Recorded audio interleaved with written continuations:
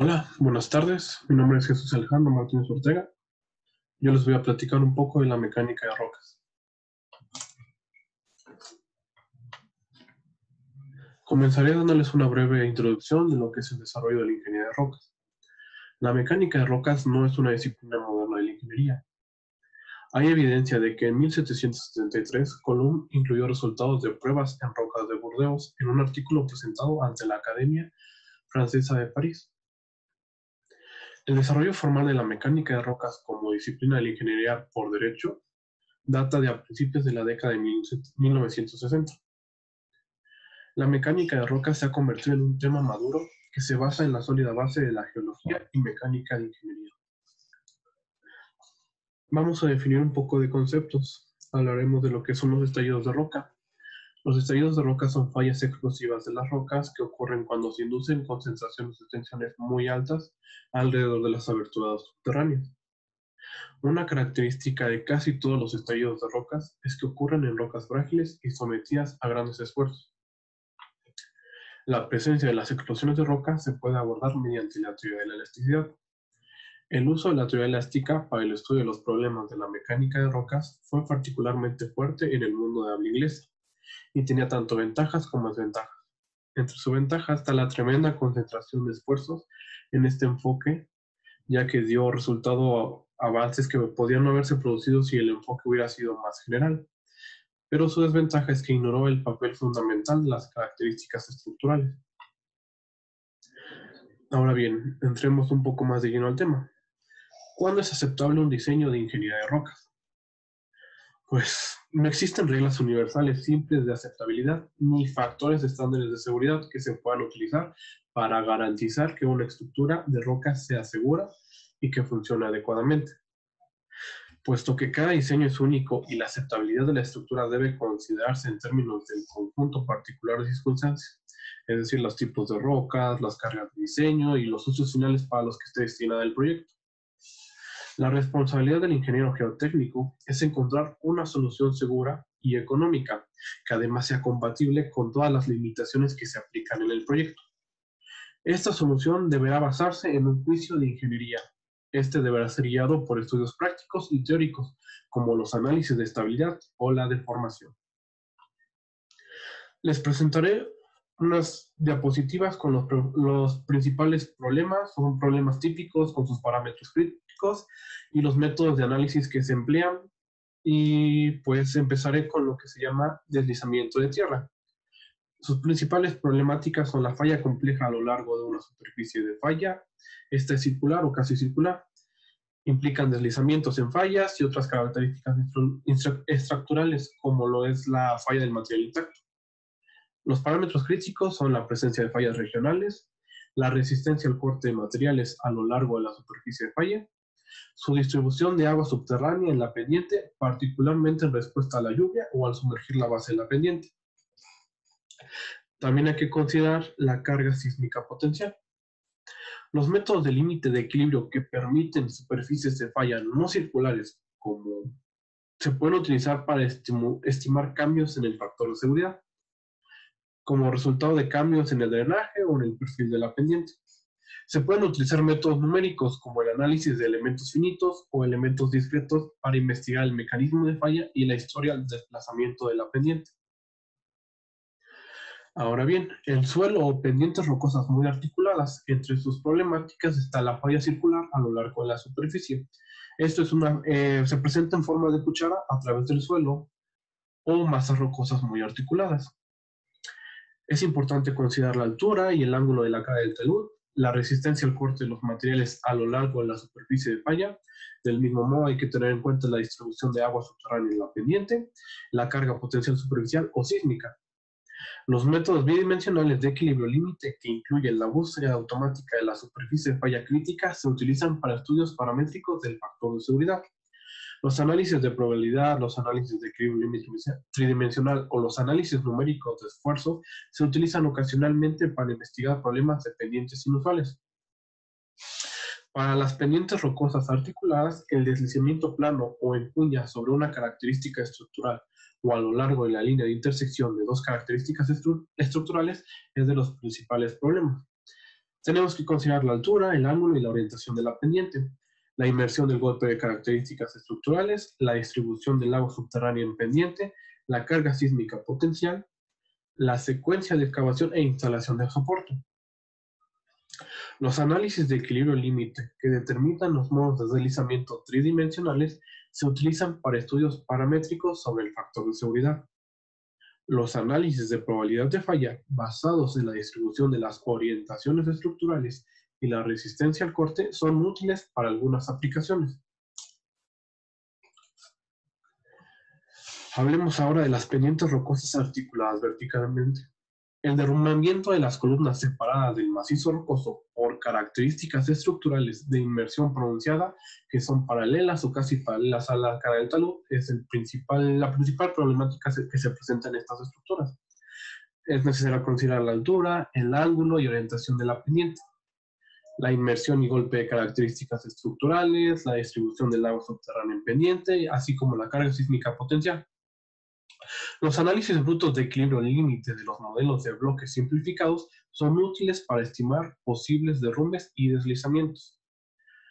Para ello se emplean modelos de elementos discretos de mecanismo de falla de volcado simplificado. Para los cantos rodados sueltos en pendientes rocosas, los deslizamientos, los balanceos, la caída y rebote de las rocas sueltas y cantos rodados en la pendiente se presentan en las estructuras. Tenemos que considerar la geometría de la pendiente, la presencia de estas rocas sueltas, los coeficientes de restitución de materiales que forman la pendiente, su presencia de estructuras para detener la caída y el rebote de las rocas. El cálculo de las trayectorias de la roca que cae o rebota en función de los cambios de velocidad en cada impacto es generalmente adecuado. Los análisis de Monte Carlo de muchas trayectorias basados en la variación de la geometría de la pendiente y de las propiedades de la superficie brindan información útil sobre la distribución de las rocas caídas. Para las presas de relleno por zonas, sus fallas están la falla circular o casi circular de la presa, especialmente durante la reducción rápida. También se presentan fallos de cimentación en costuras débiles, tuberías y erosión del núcleo. Tenemos que tomar en cuenta la presencia de las zonas débiles o permeables en la cimentación, la resistencia al corte, durabilidad, gradación y colocación de los materiales de la construcción de la presa, en particular los filtros. Tenemos que considerar también la efectividad de la cortina de lechada, que lo conocemos como el concreto lanzado, y el sistema de drenaje. Se requieren análisis de filtración para determinar la presión del agua y la distribución de la velocidad a través de la presa y los estribos. Deben utilizarse métodos de equilibrio límites para los estudios paramétricos de estabilidad. Se pueden utilizar métodos numéricos para investigar la respuesta dinámica de la presa durante los terremotos, claro. Para las presas de gravedad, sus principales problemáticas se encuentra el fallo de corte de la interfaz entre el concreto y la roca o de la roca de cimentación, así como la formación de grietas por tensión en el talón de la presa. También se presentan fugas a través de cimientos y pilares. Tenemos que considerar la presencia de las zonas débiles o permeables en la cimentación, como en el caso de la presa de relleno por zonas. Tenemos que considerar también la resistencia al corte de la interfaz entre el concreto y la roca, la resistencia al corte del macizo rocoso, la efectividad de la cortina de lechada, concreto lanzado y el sistema de drenaje. También es importante considerar la estabilidad de las pendientes del embalse. Se deben utilizar estudios paramétricos que utilicen métodos de equilibrio límite para la investigación del deslizamiento en la interfaz entre el concreto y la roca y el deslizamiento en juntas débiles en la cimentación. Las cimentaciones en pendientes rocosas fallan en la pendiente resultante, esto debido a una carga de cimentación excesiva. También se presentan asentamientos diferenciales debido a las propiedades de deformación anisotrópica de las rocas de cimentación. Hay que considerar la orientación, la inclinación y la resistencia a la cortante de las características estructurales en la cimentación de la formación del macizo rocoso.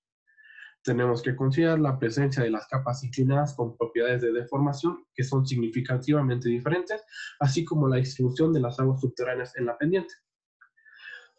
Los análisis de equilibrio límite de posibles fallas de cuñas planas en los cimientos o en pendientes de adyacentes se utilizan para los estudios paramétricos del factor de seguridad. Los análisis numéricos se pueden utilizar para determinar la deformación de los cimientos, particularmente para los macizos rocosos anisotrópicos. Por último, les platicaré sobre las cimentaciones sobre roca blanda o suelo. Cabe mencionar que estas estructuras que los mencioné no son las únicas, hay diferentes tipos y mucha variedad de ellas, pero me quise enfocar en estas para no ser tan extensa la clase.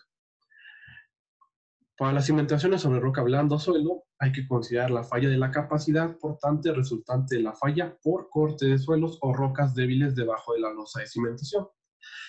Sus parámetros críticos son la resistencia al corte del suelo o materiales rocosos articulados, la distribución de las aguas subterráneas en el suelo o la base de la roca, las condiciones de carga en la cimentación y potencial de carga sísmica. Los análisis de equilibrio límite que utilizan cortes inclinados y superficies de falla no circulares se utilizan para estudios paramétricos del factor de seguridad. Es posible que se requieran análisis numéricos para determinar las deformaciones, particularmente para materiales de cimentaciones anisotrópicos.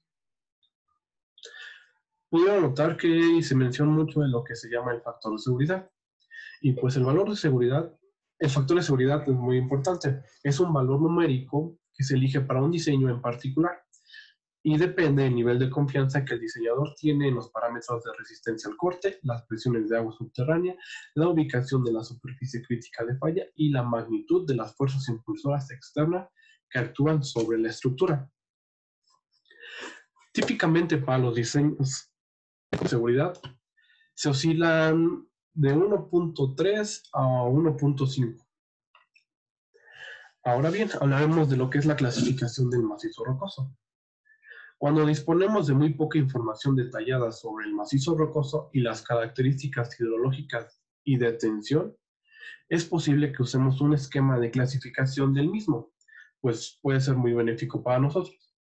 Sin embargo, el uso de estos esquemas nunca deberá reemplazar algunos procedimientos de diseños elaborados. Terzaghi. La primera referencia al uso de clasificación de macizos rocosos para el diseño de túneles se atribuye a Terzaghi en 1946. Hablaremos un poco de las tres descripciones de Terzaghi. Estas descripciones son tal cual como se encuentran en su artículo. Cuando se refiere a intacta, hablamos de una roca que no contiene juntas ni grietas de cabello. ¿Qué son grietas de cabello? Son esas grietas que asemejan cabellos humanos, de ahí el nombre de grietas de cabello. Son bastante delgadas y son presentes en los macizos rocosos. Lo estratificado se refiere a la roca cuando la roca consiste en estratos individuales con poca o ninguna resistencia a la separación o a lo largo de los límites entre los estratos. Moderadamente articulado, la roca tiene juntas y grietas de cabello, pero los bloques entre las juntas crecen localmente. Bloqueado y sórdido, la roca consiste en fragmentos de roca químicamente intactos o casi intactos, que están completamente separados entre sí y entrelazados imperfectamente. Aplastada, es roca químicamente intacta que tiene el carácter de una trituradora. Apretando, la roca avanza lentamente hacia el interior del túnel sin un aumento de volumen perceptible. Hinchazón, la roca avanza hacia el túnel principalmente debido a la expansión. Hablaremos de la calidad del macizo rocoso, RSR. Este método fue descrito por Wickham en 1972 y es un método cuantitativo para describir la calidad de un macizo rocoso mediante parámetros enumerados para llegar a un valor numérico. RSR es igual a A más B más C. Los parámetros A, B y C se analizan con ayuda de tablas, esto para asignarles valores numéricos y poder definir los apoyos que se requieran. El trabajo de Wickham no se utiliza ampliamente en la actualidad, pero sirvió como punto de partida para otro tipo de métodos. Definamos el parámetro A. El parámetro A se refiere a la geología, que es la valoración general de la estructura geológica sobre la base de el origen del tipo de roca, ya sea ígnea, metamórfica o sedimentaria. La dureza de la roca, dura, media blanda o descompuesta. La estructura geológica. Hablamos de estructura geológica masiva, levemente fallada, moderadamente fallada o intensamente fallada. Para los parámetros B, nos referimos a la geometría. Es el efecto del patrón de discontinuidad con respecto a la dirección del túnel sobre la base. Consideramos el espaciamiento de juntas, la orientación conjunta de la huelga y el impulsamiento, la dirección de la impulsión del túnel. Cuando hablamos del parámetro C, hablamos del efecto de la afluencia del agua subterránea y el estado de las juntas sobre la base.